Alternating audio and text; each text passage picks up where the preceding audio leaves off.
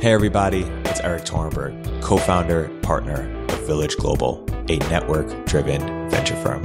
And this is Venture Stories, a podcast covering topics relating to tech and business with world-leading experts.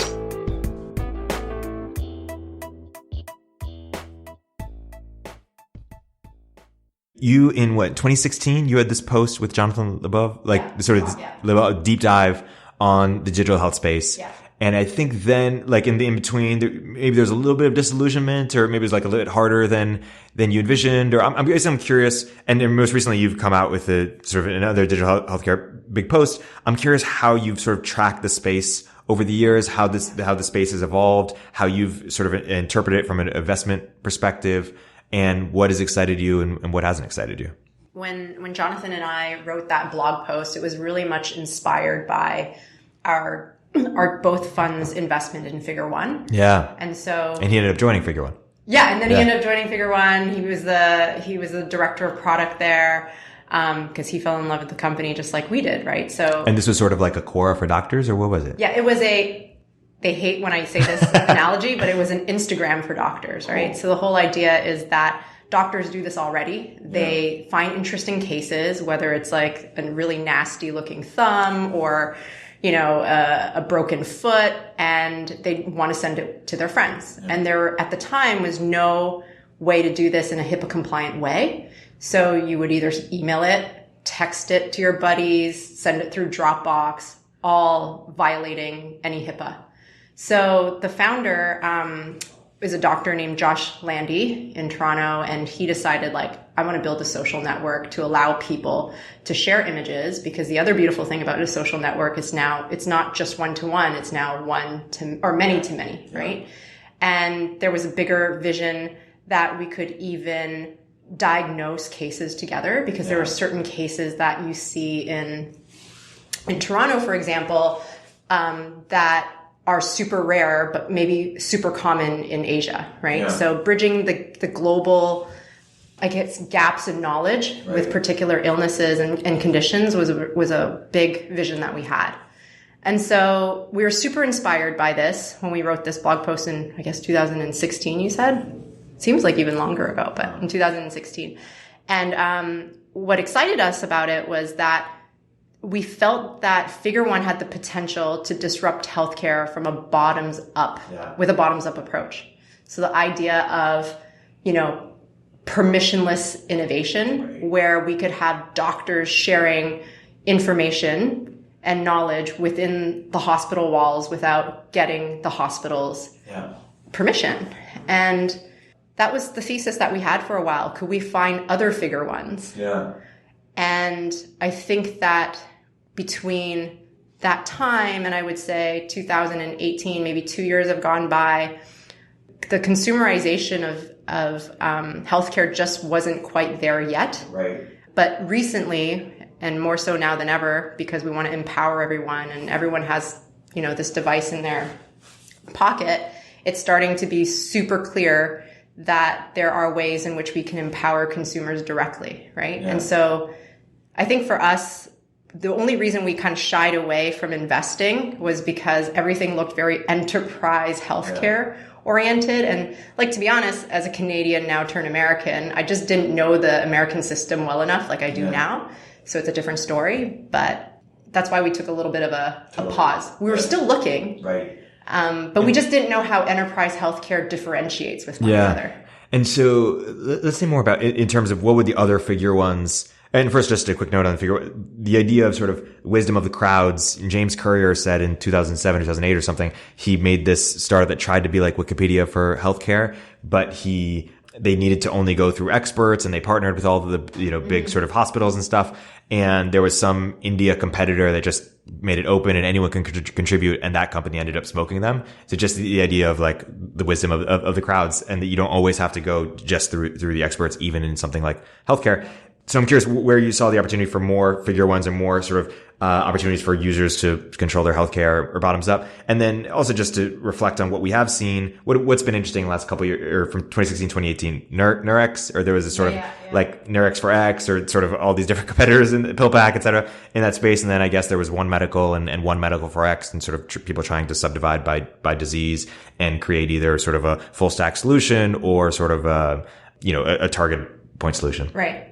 Just think that more and more so, everyone's really recognizing how expensive healthcare is, right? And in the past, it was so much control, or even so now, it's so much controlled, or what we think we can get in terms of healthcare is controlled by what payers dictate that we can use, right? In terms of services and stuff. So what we're starting to see is this unbundling of healthcare, whether it's this Nurex, which is, okay, I can pay a subscription to get my birth control and not have to go through my payer, which is just so, and get a different provider because it's just so laborious, right?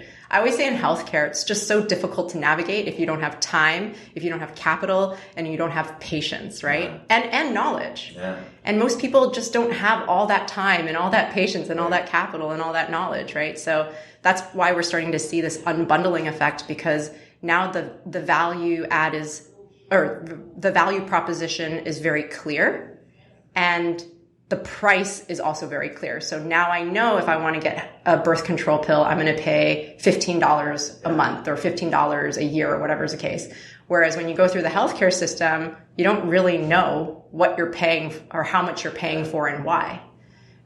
So I think that's what we're starting to see. And so we've made some investments also like in a company called Scanwell, which is an at-home UTI test kit. And so the idea is that if somebody has a bladder infection or a UTI, nowadays they have to go to urgent care and do a sample, pee in a cup, get their results back, and then the doctor will tell you yes or no whether or not you have a UTI. And if you do, they'll then write your prescription, right? So that experience, it's a super standard protocol, but can cost anywhere between $200 and $300, even if you have insurance. And the only reason that it costs this much is because you have to go to the doctor's office because the treatment is an antibiotic, which can't be administered over the counter, right? So what Scanwell is now doing is say, hey, like, let us save you time, pee on a little strip at home, use your phone to do the urinalysis with colorimetry, and it will tell you whether or not you have a UTI. And if you do, we'll hook you up with a telehealth provider who will consult super quickly, wire your prescription to your local pharmacy, and just like that, within 10, 15 minutes, you will have relief immediately, right? Yeah. And that costs $30 versus $300. Right. So the magnitude is just extremely different. And again, empowering the patient or the end user. It's very clear what the pricing is. It's very clear what the value proposition is. And it's not as muddled as if we were to go through the whole healthcare system. Yeah. You also have extensive data science background, right? PhD in data science? PhD in data science, yeah. Although I haven't been a data scientist in like 8 years, so it's super rusty. I just say that to say that, are you excited at all about, or have you been thinking about biotech, or sort of more on the bio side of? We haven't thought too much about bio, only because unlike software, we just haven't figured out what the same kind of scale looks like. Yeah.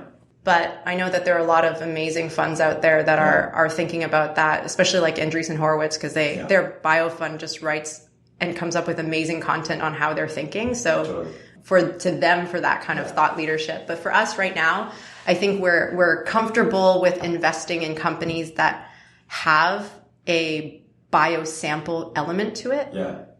But technology or like software is a heavy component of scale. Totally. So what is your request for startups within healthcare in terms of the things that have you been excited in fertility, or what are the subspaces or things that you are looking to see more of? I actually wrote a blog post about femtech because I went through the whole egg freezing process last year. But I don't know exactly how we can make this more affordable for everyone. So I really admire, there's some startups out there. Modern Fertility. Yeah. Carrot. Yeah. So Modern Fertility, Carrot, they're thinking about like, how do we educate women to know what their fertility is like. How do we sponsor and help them pay and finance these treatments? But ultimately, I would love, and I don't know how we as VCs fund this, but I would love to see underlying any kind of like changes in the technology of how we can egg freeze more affordably. Yeah. Right? Like the underlying tech. I don't know if it's possible, but that's what I'm curious about. But in the meantime, bridging that gap, educating women, helping women finance this treatment is great. That's what we can do. But other areas, I'm pretty bullish about digital therapeutics. I think that drugs sometimes can cause more harm than good. I think being able to educate people or help people through like cognitive behavioral therapy to change their lifestyle to treat certain conditions is possible. So like Omada Health. Omada with the diabetes. Yeah. Hinge Health that just announced they had this big funding round dealing with muscular skeleton pain. Oh, I don't even say this right, but with pain in general. So I think there are opportunities there, especially around like mental health specifically. I mean, cognitive behavioral therapy is that, but digital therapeutics is exciting.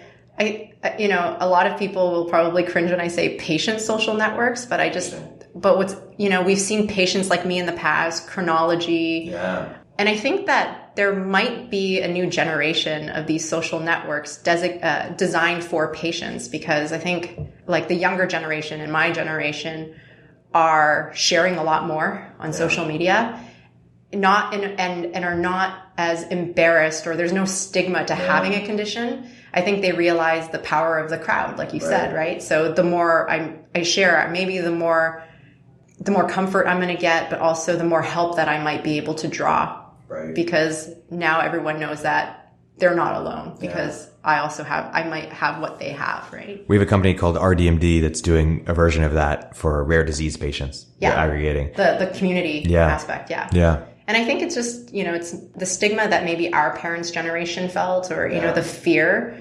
I think people own their conditions now. It's what makes them uniquely them. And our generation really, I think with our generation, that's one thing that we strive for, like to be unique. It's like we're always trying to show our personal side, right? Yeah.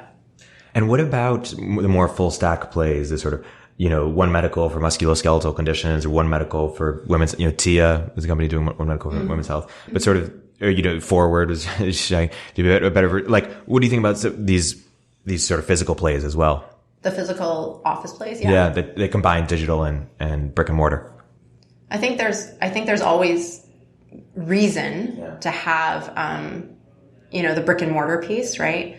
I think the question for me around these brick and mortars is always like more and more so with One Medical, for example, a lot of it is primary care, right? And so I'm a firm believer that over time, primary care is something that we can probably deliver over telehealth, right? Just over the computer, over our phones. So I'm interested to see how they morph. Do they go into do they create specialty clinics, right? In the same way that TIA has one, or another company might have. And then in which case you have to ask the question, like, are these vertical clinics big enough of a market for each, specialty that's being offered? Totally. Yeah. And did you do any of these GoodRx, PillPack, any of these types of companies? I'm curious how you make sense of how they differentiate. I guess PillPack sold, but where do these go? We invest? Yeah. There was the pharmacy one, I can't remember. But these like new age pharmacy. We didn't invest in any of those companies. And I think a part of it was, they were a little bit before our time, right? And B, I'm just really curious, like how they even differentiate over time, right? But I guess I just don't have the specialty in that reign. It's probably why I stay away. I was very nervous about like enterprise, like healthcare enterprise companies, because it's not very clear how like this OR software is different from this other one, and so on. Totally. What are some of the other spaces you've done sort of deep dives on, or you spent most of your time, have been at version 1 for 4 years now, 5 years now? Oh, 6.5. 6.5. Yeah. 6.5 years now. What are the spaces that you've spent time? You did this incredible deep dive in marketplaces. You did another one in consumer social. These are seminal pieces. What are spaces that you've sort of gone down the rabbit hole at different times? If you're some crypto, you did with Lolly. Yeah, a little bit. Well, my partner Boris and now my colleague Max, they're pretty deep into crypto.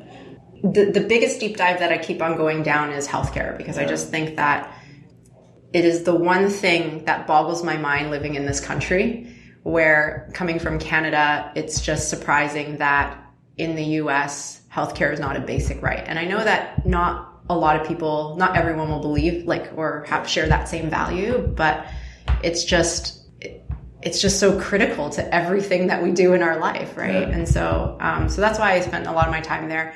And then marketplaces are more broad, right? But certainly there are categories within marketplaces that that we start digging into, right? So I think there are still opportunities in consumer marketplaces, but certainly B2B is pretty untapped as we're trying to figure out what are the characteristics that make a B2B marketplace really flourish or get the virtuous cycle going. And because I don't think that the playbook for a B2B marketplace is as clear as, say, a consumer one. Yeah. Right. Totally. So I think, that's one area we look at. I want to focus on healthcare marketplace. Actually, the broader question is, when do you need expertise versus not? So an example here is therapists.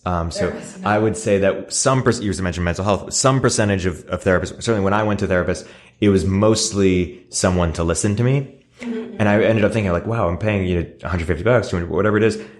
I could get someone to pay $20 or $30, and it might be just as good for what I was seeking for in a therapist. And I'm some fraction of the overall population. I don't know if I'm 10%. I don't know if I'm 50%, but, I was curious if you could unbundle, 7 Cups of Tea has tried this. Oh yeah. But, that type of thing, and you make customer support people or, college students who are good listeners. Yeah. And you almost, I don't know if you call it almost a new thing, but, I'm curious what you think about that idea. And then the broader thing of, when do you need trained experts who cost a lot versus can you disrupt something with wisdom of the crowds or just, a new underclass? When you talk to your therapist, do you value the feedback that he or she gives you? She doesn't give me much. She doesn't give you much? Mostly ask questions. She mostly asks questions. And so how do you, as a patient, measure the efficacy of that session? It'd be great if... Or it's just how you feel? When you leave, you just feel better? Yeah, I stopped doing it, so I'm not the, so yeah, basically I feel I got to work out or something, meaning I shared a lot of things and thus I feel better. But it would be great if they tracked hey, here's where you were last, there's some data collection or mood something or something that gave me better indication that I was improving on some axis. But it did seem... Yeah, it didn't seem, and maybe oftentimes you need to go work with a few therapists before you find the great one. If she listens to this, I think you're great. Yeah, exactly. But yeah. I think the whole concept of mental health is just so broad. Yeah. Right? And I think that, I guess, peer-to-peer marketplaces work, but it can't be super, super broad, right? Yeah. So sometimes hey, I'm feeling a lot of anxiety around school. So you could build probably a marketplace where there's mentorship and stuff like that. Or breakups or something. Yeah, exactly. So I think it has to be super specific. Alcoholics Anonymous, we're seeing. Yeah, exactly. Yeah. Exactly, right? But I think it's challenging when it's just, hey, I'm just feeling stressed about life or what. I think it has to be more targeted in order to connect the right peers. Right. And the right kind of listener to you. Let's say an Alcoholics Anonymous marketplace or a peer-to-peer marketplace or breakup. How would some specific issue? What would need to be true for you to want to make an investment in a company like that? What? And this broader question of what are the most important metrics or things you look for in these types of marketplaces? I think when I think about a healthcare or any kind of healthcare marketplace, right? Or any marketplace, not just a healthcare marketplace. There's probably a couple of factors that really matter.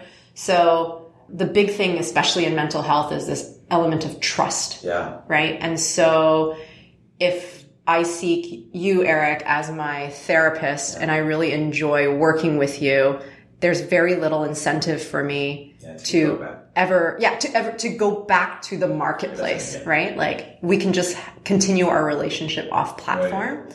So I think that's probably the biggest question I have around mental health is what keeps people on is it really a marketplace or is it lead gen for that particular therapist? I have the same idea around healthcare. Oh, sorry, homeschool. Homeschool. Yeah. Is it you find somebody, like could there be an Airbnb for homeschool, for example? Right. I know a bunch of people who homeschool their kids and would enjoy homeschooling other kids, but is that something that once you find it, you're done, or is there sort of a repeat? Is there a repeat? Yeah. And not only just like that, the repeat is typically driven by a desire to discover something new. Yeah. Or not even a desire, but like a necessity to, right? Yeah. So that's something I think a lot about with mental health. Right. Is how do we move beyond lead gen and having it built into a marketplace, because the service being provided, while on the outside looking in as a commodity, every relationship is so unique between the demand side and the supply side. Yeah. It's interesting, there are versions of these consumer marketplaces that have never sort of worked at scale, like Clarity FM was sort of this advisor marketplace, like I have expertise. And you'd think that it could work, right? Like people need advice on all sorts of things. And it's worked on, I guess, what GLG is on sort of the B2B side. Yeah. But I imagine what would need to be true for a consumer marketplace like that to work? Or another example, I just got pitched this recently, it's a compelling founder, sort of a speaker marketplace, almost like, imagine like, it doesn't have to be physical, but like a Soul Cycle or Barry's Bootcamp for learning. So you get different sort of speakers and they'd put like sessions together. And the idea was that, people would host them in their houses, but they don't have to be OutSchool. Like, did you guys do OutSchool? We didn't do OutSchool, but I know about OutSchool. Yeah. And that's for... We did Clarity. You did Clarity? Yeah. So what needs to be true for some of these sort of like learning or expertise consumer marketplaces to work, you think? So I don't know if it necessarily applies for like OutSchool per se, but the key is really unlocking that supply consistently and making sure you don't burn out that supply, right? Yeah. So I think in the Clarity's case, for example, there are more people who want advice than there are people who want to give that advice, the same advice constantly, right? So how do you make it worthwhile for supply to keep giving, to keep listening in the case of mental health? Because sometimes the money piece is not enough. Right. Yeah. It's interesting. Earn.com tried this with a different angle, which it was like an email marketplace. But it's never going to be worth, like the people you want to reach out to, they're not going to like take money to, to respond. Like the just dynamics are a little. But then like supply is inconsistent. Yeah. Right. So I think that's the hard part, right? Right. It's always around the supply. Yeah. When there's such an imbalance in the marketplace. Right. How do you keep supply engaged, consistent, on platform? Right.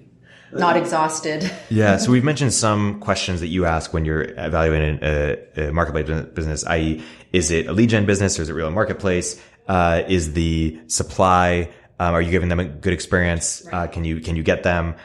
What are other questions that you make sure to ask, or things that are really important that separate certain marketplaces that are worth investing in versus ones that aren't? I mean, on the demand side, definitely the frequency of use and that need to discover. Right. Right.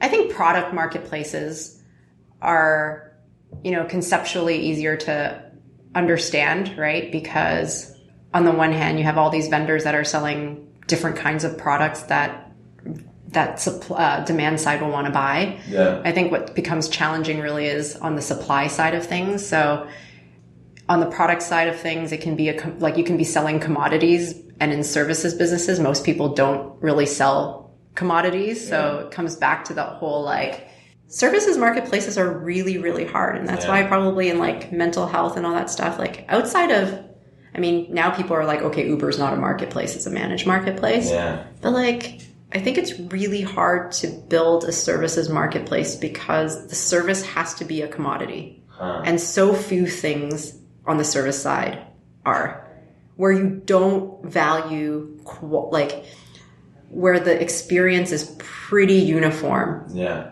Regardless of who the provider is. Is it Thumbtack? Or is it would you have ever invested in Thumbtack? Vertical versus horizontal? Yeah, we looked at, we've looked at equivalents of Thumbtack. I don't even know if Boris looked at Thumbtack, but But in that case, the frequency use case is not high enough. Yeah. And so I think that and the delivery of the service is offline. Yeah. And so there's money exchanged ahead of the service being delivered. Yeah. Doesn't make sense. And then if we wait until after the service is delivered, then the supply might just charge the demand in person or directly off platform. Yeah. Where are you into the whole managed market phenomena? I mean, we have some managed marketplaces in our portfolio. So like I would think of Booster Fuels, probably closer. I don't even know if I want to call it a marketplace, but they deliver gas on demand, right? So that we hire, I mean, people don't even bring their own trucks, so maybe that's not an example. But I think there's definitely a place for managed marketplaces, but the difference being that your margins are going to look really, really different, right? And so that's what we're seeing right now in the public markets. Yeah. So you have to make it a volume, or what? In the Uber and the Lyft's case, like they have tons and tons of volume, but it's hard to make up for. Yeah. So, I mean, I don't know. I got to think about that. That's a good question. How do you make up for that? Just broader question of, I mean, you wrote that deep dive in what, 2016, 2017? A few years ago.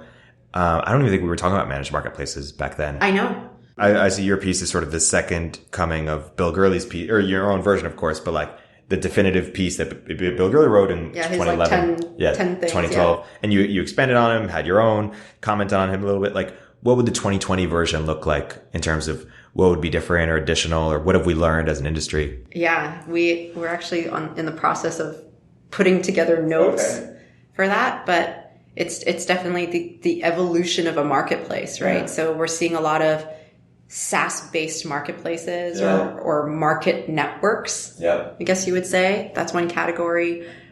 SaaS-based marketplaces. Did I already say that? Yeah, that's fine. SaaS-based. Okay, SaaS-based marketplaces, market networks, and managed marketplaces, right? Yeah. And I think we alluded a little bit to this, but also things that are like the decentralized marketplace. Now we have crypto and blockchain coming up to really create new platforms that we didn't even think were possible, right? Yeah. So I think the next edition is going to have to include all these new innovative business models. Yeah. And what's interesting about SaaS-based marketplaces or market networks that's worth covering? I think a lot of SaaS-based marketplaces start obviously because they're SaaS, right? But a lot of the SaaS companies that we talk to, in order for them to think about defensibility or building a moat, they then start to think about the marketplace piece, right? Because there's network effects there, whereas it's not very clear where network effects might be in SaaS alone. Yeah. And so I think that's why people have that affinity towards SaaS-based marketplaces. So that's one area. Or in services marketplaces, where we talk a lot about off-platform transactions. Yeah. I think that building tools to keep the supply engaged means that they are way less likely to disintermediate, right? So I think the SaaS-based marketplace approach is reactive to two trends, right? If you're SaaS, you're looking for differentiation, or not differentiation, but defensibility. And if you're a marketplace where there is risk for disintermediation, you're building SaaS to keep people on the platform. Yeah, totally. How about market networks? I can't think of a really good example of a market network right now. I think that's very conceptual still. Yeah. Boris and I were just talking about this, but I don't have to be honest, I haven't really thought much about like what's a good example. In theory, it makes more sense, but I can't think of one that has seen the same kind of What's changed in terms of how entrepreneurs should be thinking about building marketplace, or some of the principles?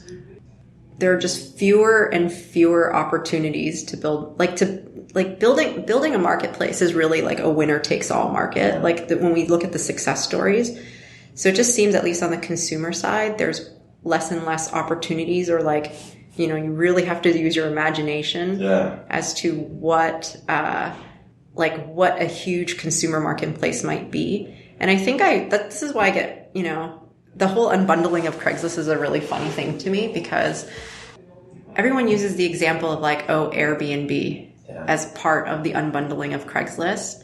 But I would argue that Airbnb wasn't even a massive category, like, you know, the whole idea of shared rooms wasn't even a massive category, and they created their own category. They created their own market. So I think for consumer marketplaces, as a founder, I would think about like, what completely new behavior am I going to create? Because I just don't really think that there's much to unbundle. Right. But everyone's strategy has been, let's unbundle Craigslist. Yeah. Right? So I think that's what's interesting. And then on the B2B side, I get excited about, I think there's definitely opportunities in these old, you know, industries where there's a lot of trade happening, but everything is kind of done because I know this person or that person. There's no price transparency, whether it's in mining, whether it's in forestry, recyclable metals. The list just goes on. And I think there are fun, or not fun, but they're fun to me, right? Yeah. Interesting opportunities there. But again, we have to go back to the question of how can you capture the value of that transaction? Right. Because why would they want to pay through your platform? Yeah. Yeah. On the consumer side, are there new behaviors that you're particularly intrigued by, or that if you were building a marketplace, you'd be like, oh, maybe I'd look here to see if something is interesting. This isn't exactly a marketplace, but it goes back to healthcare, is like there's Strava, that's for running. I'm curious if they could do something similar for like nutrition or sleep even. Like, could you make sort of social networks around healthy behaviors or habits? Yeah, I think there's probably an opportunity there because people need to be egged on and like no one can do anything on their own. Hey, that's why like I really think that's why these like berries and Soul Cycle and all these things just proliferated, because it's so funny. I don't think people like to work out by themselves, but they also like people don't want to work out by themselves, and they also want to blend in. Like they don't want to be seen. So it's like the perfect combination. Yeah, that's a great description. I went to Barry's for 4 times a week 1 year.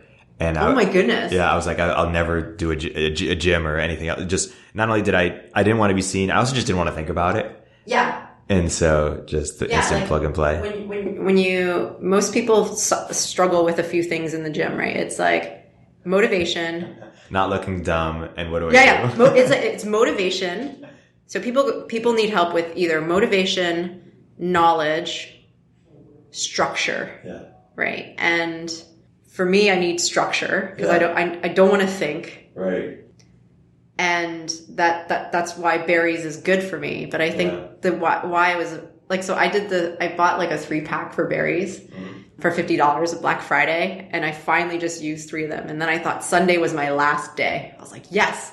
And I'm like, I like the idea of working out with others, but I don't want all the attention, but I don't want no attention because I think I'm going to hurt myself. Yeah. And then just as I was like, okay, at least I'm done. I completed this task. And then I walk out and they're just like, hey, we know you're done your 3-pack. Do you want to come back for 4 more for $20 each class? And they got you. And they got me.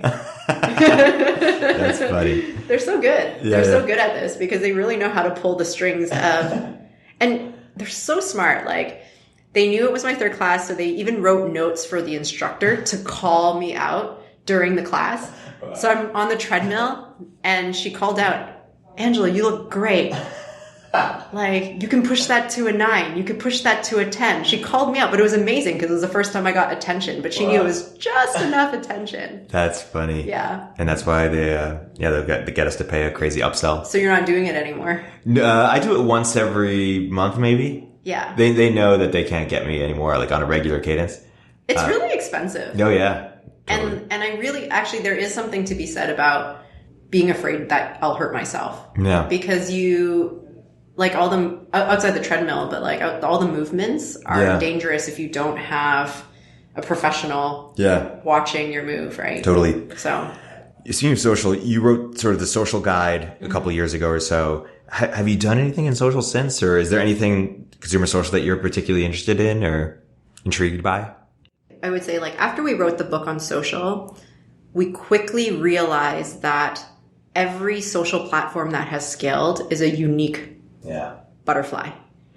It is not like a marketplace where you have supply, demand, and an intermediary, and you can pull certain levers and turn different knobs to get it to scale. Like there seems like there's a recipe that will work for consumer. And we talked about B2B. They're not being actually the case. In a B2B case, it might just actually be that every B2B marketplace is its unique butterfly, right? But in social, that's what we realize. Like the success of a LinkedIn versus a Facebook versus a Twitter versus an Instagram, all very different. So I think the purpose of that book was to really say, hey, there is no formula. But having said that, there's definitely, I don't think social's dead. I think that social is just going to exist in new platforms, like VR and AR, which would be exciting to see. So I think there's definitely opportunities, and we had talked about patient social networks. I think there might be specific verticals where it makes more sense. Yeah.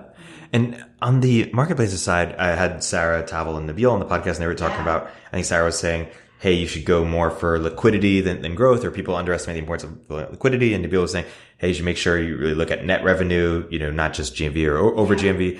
How do you think about what metrics are most important to be really taking attention to or trying to, boost?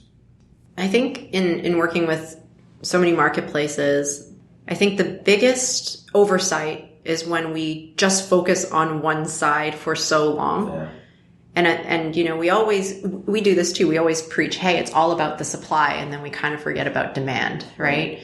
And so I think it's about, in order to build that flywheel, you got to build a little bit of supply and then get a little bit of demand. And then you build a little bit more supply and a little bit more demand, right? But you have to almost think about them both simultaneously. One is not more important. I mean, sometimes one is more important than the other, but not always. Totally. So it's probably for me more the liquidity piece. Than it is anything else. And how you measure liquidity, for me, it'd be like the kind of the rapidness to make a connection, right? Like how quickly can you make that? Are you satisfying both supply and demand? Can they find each other in an efficient manner? Yeah. And can they find each other again? Or different connections, yeah. What are examples of spaces that maybe haven't yet had a big win, but you think might in the future? An example, in particular marketplaces, but maybe elsewhere, for social, I'd give something like, hey, Yik Yak or anonymous apps have always not worked, but I think someone's going to figure out some version of pseudonymous or anonymous or location based or audio, that hasn't worked out, but someone's going to figure that out. In marketplace, maybe, fitness marketplaces haven't seemed to work out, like personal trainers. And what are versions for you that you think? I think fitness definitely is an interesting one. I also think like a true food marketplace is fascinating. So we've seen like the kitchen surfings and we've invested in this category too. There was Josephine, Umi Kitchen, the whole idea of everyone being their own chef, right? And cooking for other people who can't, because there's clearly demand for people who everyone eats, right? And there are certain families that are just so busy. And then there's a whole bunch of people who have the time and the talent to be able to cook. So I think that's one opportunity because it's something that we do every single day. Right. And why hasn't it worked? Is it unit economics and what could change or something? A couple of things. I think, in the very early days, like with Gobble, for example, which was, and we invested in Umi Kitchen, which was very similar. The whole idea is, someone would cook at home, they would offer it, and you would order the food just like you would order on Uber Eats, right? But the logistics were just so expensive. So back in the day, you would have to hire your own drivers to go to, Erik's house to deliver food to Angela, right? And then the food would just be like takeout. It would be super cold. You got to reheat it. It'd be homemade, but it would still have the characteristics of takeout food that are not pleasant, which is cold. So that model, I think it was just like unit economics weren't good. The quality of the food wasn't that great either. And I think that regulation is also an issue too, because being able to cook in your own kitchen when it's not commercial grade is not allowed. But all these things are starting to lift, right? It's going to get easier to deliver this food. But then it just becomes a question from a home to a diner. But then the question is like, how do you solve for that quality of that food, right? So we invested in a company in Florida that just says, why don't we just put the chef in the home? Yeah. Like directly in the diner's home. And let's not make it super fancy where the chef is serving and there for 3 hours. Let's have the chef bring the groceries in, cook the meal within an hour, serve it put it on family style, like serve it family style on your own plates and leave. Yeah. Right? For the price of restaurant, right? So now you solve the logistics of going out, and it's healthier and warm, and it's better than takeout. Yeah. Right. Wow. Would you ever do one of these cloud kitchen businesses, or how do you? Cloud kitchens are fascinating to me, and I think that they are the future. Yeah. Like, I think, say more. What's so interesting about them, or why? What's so interesting about them? I think that most people.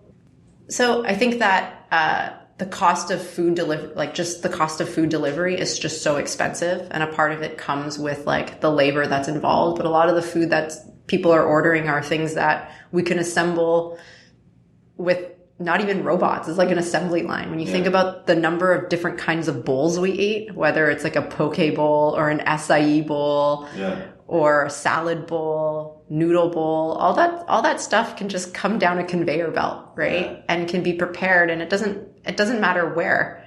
So I think like what's fascinating about that is when you automate that, it makes things cheaper. Yeah. I just think that like that's the future. Right. And then it actually makes room for all these people who don't like doing those kitchen jobs, right? To allow them for room to do like more creative things. Yeah. Right. It's kind of like the automation of anything. Totally. Yeah. Yeah. So one of the many things that we bonded over the years is our appreciation for the Toronto Raptors. You're a Toronto Raptors super fan. I am just a mere hobbyist. And we really bonded over the Kawhi Leonard NBA Finals run. How are we looking this year in a post-Kawhi era? Where is your optimism? How do you think about the Raptors? What are you doing if you're the GM? Talk to us. Wow. It's a strong start to the season, I would say. It's an incredible start to the season. Pascal really... Pascal, I think we won 15, 16 straight, which is a Canadian sports record. Wow. Right? Hey, listen, like I'm the biggest Raptors fan, but even I was pleasantly surprised by how well we did how well we've been doing without Kawhi. I think my prediction is we're going to make it to the conference finals. Wow, that's a big prediction. Yeah, we're going to make it to the conference finals. Giannis is going to be a roadblock, so it's going to be a repeat of last year's conference finals. Which was a hell of a run, down 2-0, wins 4 straight. Oh my God. I remember texting my brother, who lives in Ottawa, but he's also a big Toronto fan. And before the series even started, he's like, Giannis in 5. And I said, Raptors in 6. You're crazy. So, yeah. But after we beat, and I think I think we'll make it to the conference finals. I have to see how we do in terms of injuries and all that stuff, whether or not we can keep up with the Bucks. And then coming out of the West, I think it's going to be the 2 LA teams fighting with each other. Probably Lakers are a little bit more deeper. Yeah, and they beat the Bucks. And they beat the Bucks. The Raptors run last year might be the best run of all. Like, it's one of the most. I don't know. It's just they were not favored to win. Clearly, yeah. I mean, it reminded me a lot of the Pistons. Yeah. When the Pistons won in 2004. 4? Yeah. 4. Yeah, you're right. I don't know. I think the NBA is just super exciting right now. We've seen the dismantle of super teams. Yeah. And yeah, I can't ask for anything more right now. I remember when I saw this sort of 2-minute video of who's the short little chubby guard who I like so much. You have 2 of them, Kyle Lowry. The other one. Fred Van. Yeah. Fred Van. When he was Fred VanVleet, he was given this video where he didn't get drafted. Maybe you showed it to me. Yeah. And he hosted a draft party when he didn't get drafted. At the end of the night, he's like, I'm going to work hard. Like, I'm going to make it. And I started just bawling because he really just played his heart out and proved that he lost a tooth. Oh my God. I remember that. He's so fun to watch. I mean, the whole team. Yeah. That whole team is just it's just a lot of fun to watch, and has been such a gift to the city, honestly. And I think the city's done a good job welcoming them, and and being super grateful, right? Totally. And it's so funny. It's almost like it never happened. It happened, but it just like... It happened so quickly, right? It happened so quickly. And then Kawhi left 1 year, he's out. Yeah. But I think they've done a classy job appreciating Kawhi post too. We still do. Yeah. I'm still going to wear my Kawhi jersey. Yeah, totally. Yeah. I'm starting to tear up. On that note, Angela, thank you so much for coming on the podcast. Thanks so much This has for been a having great episode. And if you enjoyed what you hear, I highly recommend doing deep dives into the version 1 blog and a lot of Angela's work. What's the URL to that? Version1.vc. Awesome. And do follow Angela on Twitter as well. Thank you so much. Thank you.